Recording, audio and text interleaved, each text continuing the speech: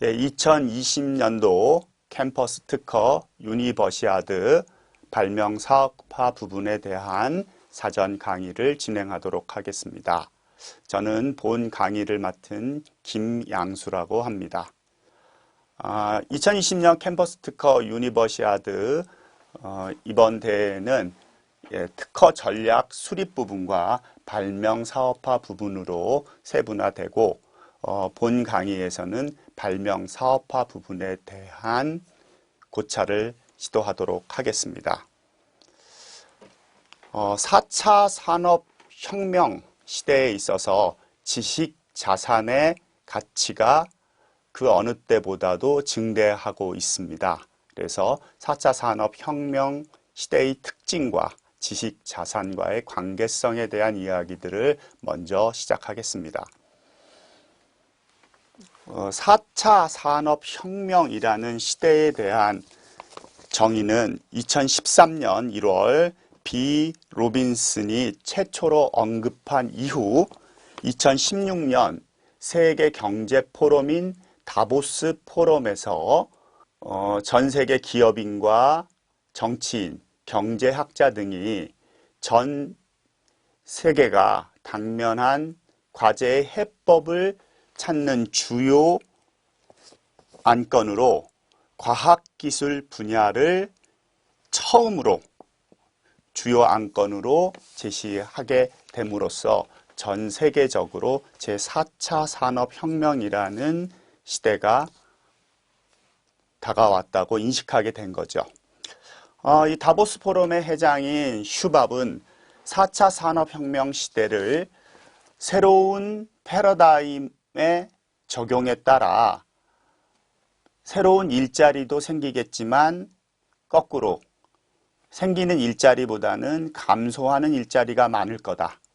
그에 따른 저성장 경제가 지속될 여지가 있다라고 이야기를 합니다.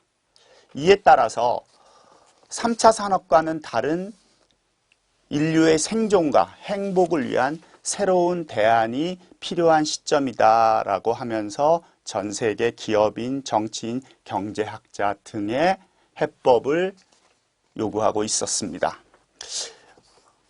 다보스 포럼에서의 결론은 지금 인류의 새로운 문제를 풀기 위해선 인류가 쌓아온 지식재산, IP를 활용해서 새로운 시대, 새로운 혁명기의 문제 해결책을 강구해야 된다라는 결론에 이르게 되죠. 다보스 포럼에서 4차 산업을 규정했으므로 우리 또한 4차 산업이 우리에게 다가왔다라는 것을 인정하는 것 같습니다. 그렇게 된다면 4차 산업혁명에 대한 이해가 좀 선행돼야 될 것 같아요. 1차 산업혁명, 2차 산업혁명, 3차 산업, 4차 산업혁명은 학자마다 또는 관점에 따라서 다 다른 정의를 내리고 있지만 크게 보면 1차 산업혁명 시대는 진기기관 기반의 기계화혁명, 2차 산업혁명은 전기에너지 기반의 대량 생산 혁명으로 규정되고 있고 3차 산업혁명은 지식정보혁명, 4차 산업혁명은 만물 초지능 혁명으로 규정되고 있습니다. 저는 개인적으로 1차 산업과 2차 산업을 크게 묶어서 소유만족의 시대라고 규정하고 있고 3차와 4차 산업혁명 시대를 저는 묶어서 소유만족의 개별화 시대라고 저는 규정을 하고 있습니다.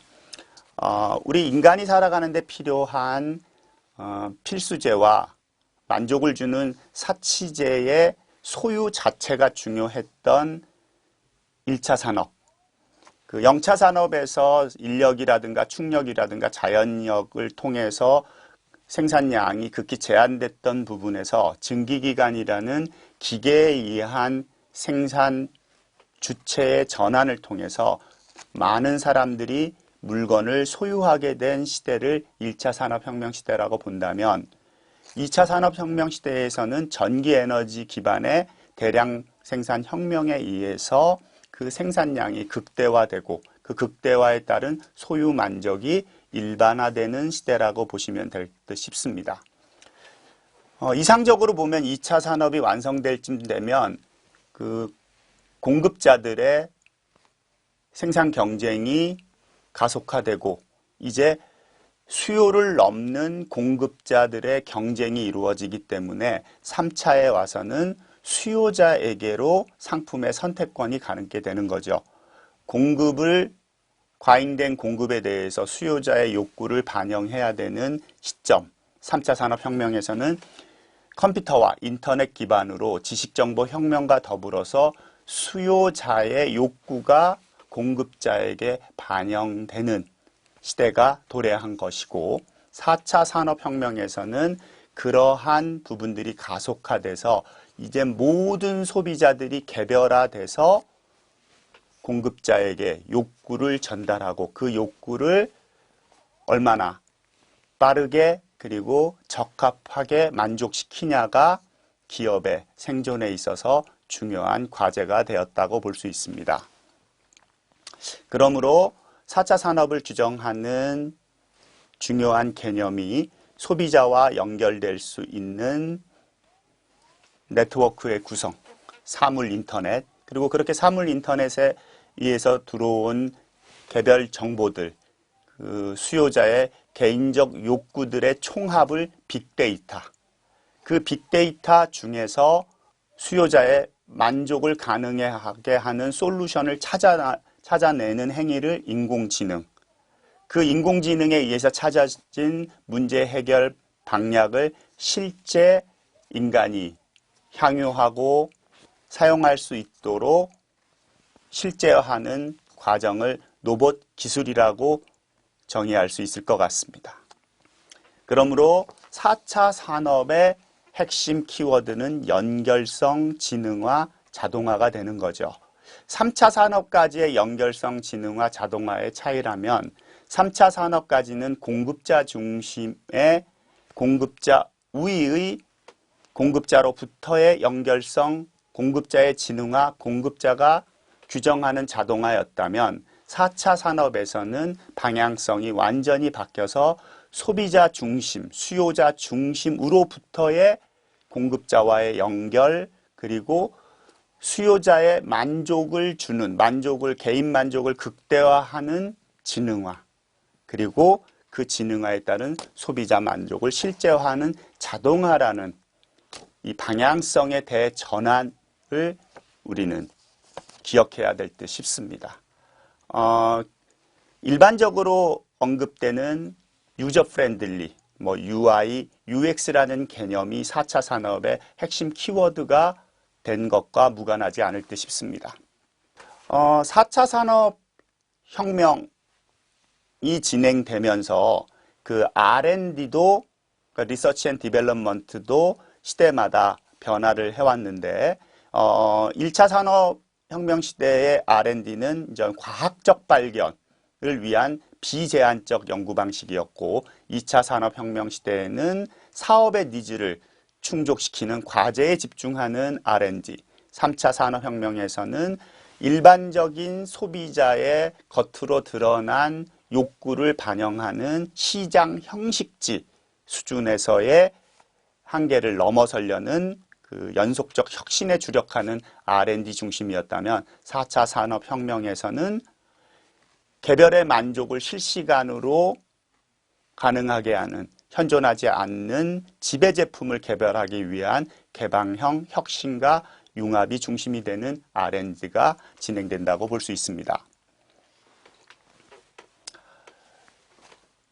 4차 산업에 대한 많은 정의들이 있어 왔지만 그 4차 산업까지의 시대적 변화는 특허, 기술 발전의 시대라고 말씀드려도 과언이 아닐 듯 싶습니다. 우리 경제학을 중심으로 시대를 한번 보게 되면 이 수요 공급의 법칙을 따르던 고전 경제학에서 기술 혁신과 대발명이 생산량을 결정하는 진화 경제학으로, 그리고 공급이 수요를 넘어서는 공급 경쟁 시대로 들어선 3차 산업부터는 경영 전략과 인간에 대한 이해를 필요로 하는 인문학 중심의 경영, 경제, 전략의 시대로 들어섰다고 볼 수 있습니다.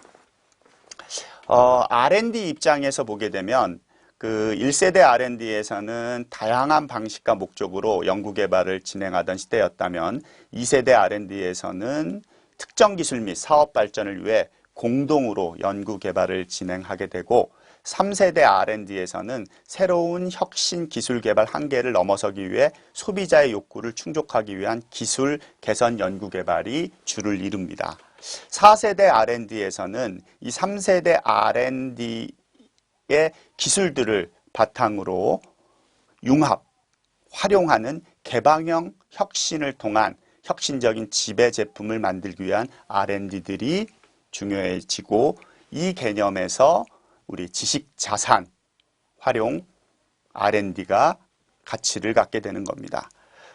가장 명징한 예로 이 스티브 잡스는 이 알페알토 연구소가 갖고 있었던 기술들을 활용해서 수요자 중심의 제품을 만들게 되죠. 이 제록스 알토와 알토의 디스플레이를 활용하고 또한 이 마우스를 대량 생산함으로써 유저들이 편리한 GUI 환경을 극대화한 컴퓨터를 만들게 되는, 그래서 밖에 있었던 다른 연구소의 지적 자산을 활용하는 좋은 예라고 볼 수 있겠습니다. 그래서 4세대 R&D에서 보시게 되면 융합 활용의 개방형 혁신을 위한 4가지 방식, 인수개발 방식, 연결개발 방식, 연구 비즈니스 연계개발, 인수합병 방식의 R&D들이 주로 활용이 됩니다. 4차 산업혁명 시대가 됨으로써 가장 중요한 부분은 이 소비자들의 개인적 욕구를 통찰할 수 있는 빅데이터, 그리고 이를 분석하고 활용할 수 있는 문제 해결 역량의 중요성이 증대가 됨으로써 4차 산업혁명 시대에 있어서의 생존은 빅데이터와 문제 해결 역량에 좌우된다고 보셔도 무방할 듯 싶습니다. 그럼으로써 글로벌 기업들은 생존 전략을 위해 소비자 개인 정보의 확보와 문제 해결, 해법을 찾아낼 수 있는 기술, 특허를 필요로 하게 되고 또한 최종적으로는 이러한 개인 정보와 빅데이터죠. 그리고 특허, 기술들을 효율적으로 활용할 수 있는 인재 확보에 총력을 기울이게 된다고 볼 수 있습니다. 4차 산업혁명 시대에 경쟁력 있는 기업 중에 하나인 구글의 사례를 살펴보시면 구글은 이러한 개인 만족 서비스, 개별화된 서비스를 제공하기 위해서 지메일 계정, 구글 음성 검색, 구글 글래스, 구글 크림보, 그리고 사용자 검색 패턴 맞춤 광고, 스트리뷰 서비스 등을 통해서 소비자들의, 수요자들의 개인 정보의 빅데이터를 모으려 노력을 했었고, 그리고 자체적인 정보 체계를 통해서 정보를 획득하기도 하지만 외부에 있는 지식 자산을 활용하기도 합니다. 작년 한국계 사장이 운영하는 핏비트라는 웨어러블 기기 업체가 구글에 2조 4,500억 원의 인수가 되는 일이 있었습니다. 핏빗은 10년 이상 모아온 방대한 바이오 빅데이터를 가지고 있었기 때문에 이 빅데이터를 원한 구글 입장에서 필요한 기업이었습니다.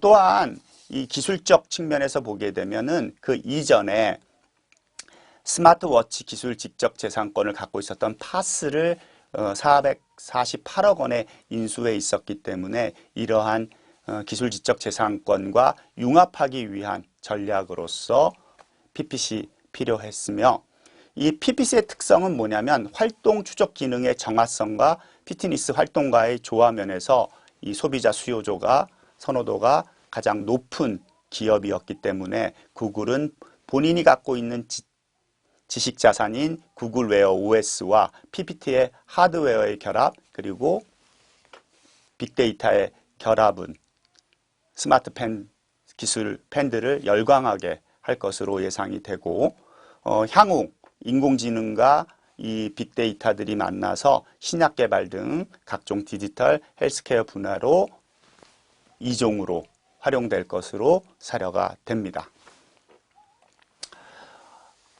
구글의 또 다른 전략을 한번 보시면 이 빅데이터의 확보도 중요하지만 빅데이터를 활용할 수 있는 부분 또한 중요하다고 볼 수 있는데 구글의 인수합병 전략에서 가장 높은 가격으로 인수합병을 진행했던 사례가 온도 조절기를 대표 상품으로 하는 IoT 업체인 네스트를 3조 4천억 원에 2013년 인수한 사례를 볼 수 있습니다. 당시 유튜브의 인수 가격이 1조 7조 원이었던 것에 비하면 엄청난, 그리고 이 부분 3조 4천억 원을 전액 현금으로 이 구글이라는 회사를, 구글이 네스트를 인수하게 되는데, 당시에는 왜 구글이 네스트를 이렇게 고가의 인수합병을 하는지에 대한 의문이 많았습니다. 이 구글의 전략을 한번 보셔야 될 것 같아요. 이 스마트 온도 조절계와 스모크 디렉터를 주요 상품으로 갖고 있는 이 네스트는 어떠한 첨단 기술이 아닌 기존에 있었던 초고속 통신 기술 그리고 뭐 썬더볼트 같은 기술들도 사용하지 않습니다. 모두 상용화된 오래된 기술들, 와이파이, 뭐 컬러 스크린, 머신러닝, 클라우드 등을 조합하여 소비자들이 최고로 만족할 수 있는 제품을 만들고 있었던 회사입니다. 기존의 상용화된 기술들을 통해서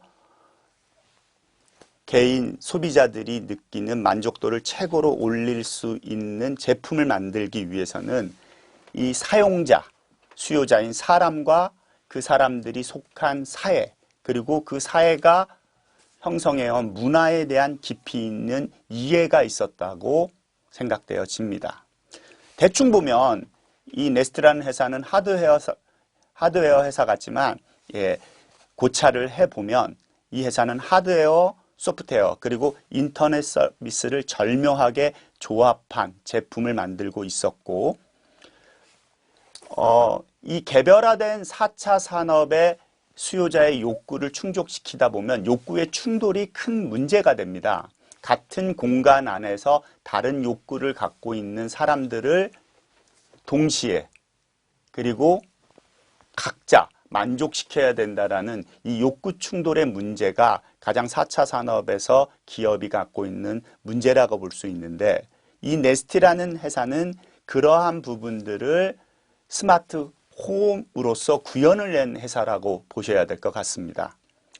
이 기기들은 스스로의 학습 능력이 있어서 그 개별의 욕구가 충돌되는 이 같은 공간에서의 이 컨텍스트, 맥락을 이해해서 소비자와 지적으로 소통하는 기계를 만드는 회사인 거죠.